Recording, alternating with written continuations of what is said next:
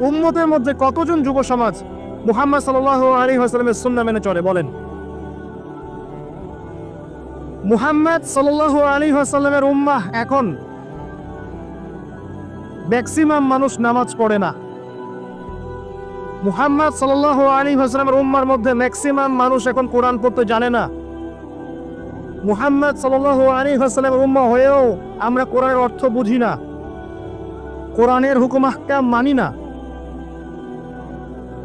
তার সুন্নাত নিজেদের ব্যক্তি জীবনে, পারিবারিক জীবনে, সামাজিক জীবনে অ্যাপ্লাই করি না। বরং তার আদর্শ মেনে চললে আমাদেরকে মনে হয় আমরা পিছিয়ে পড়েছি। কোন মুখ নিয়ে আমরা তার সামনে দাঁড়াবো এটা ফিকির করতে হবে। আল্লাহ পাক মুহাম্মদ সাল্লাল্লাহু আলাইহি ওয়াসাল্লামকে বলবেন কিয়ামতের মাঠে। সূরা ফুরকান নিয়ে আলোচনা হচ্ছিল না? ওই সূরাতেই আছে। আল্লাহ পাক বলবেন যে তোমার কওমের কি হয়েছিল, কিভাবে বিভ্রান্ত হলো তোমার কওম। নবী সাল্লাল্লাহু আলাইহি ওয়াসাল্লাম শিকায়াত করবেন, ইন্না কওমি ইত্তাখাযু হাযাল কুরআনা মাহজুরা। শিকায়াতটা শোনেন, শিকায়াতটা শোনেন। নবী সাল্লাল্লাহু আলাইহি ওয়াসাল্লাম বলবেন, আমার কওম হে আল্লাহ কোরআনকে পরিত্যাগ করেছিল। আমার কওম হে আল্লাহ কোরআনকে পরিত্যাগ করেছিল। কি করছি কোরআন কেন্দ্রিক আমরা?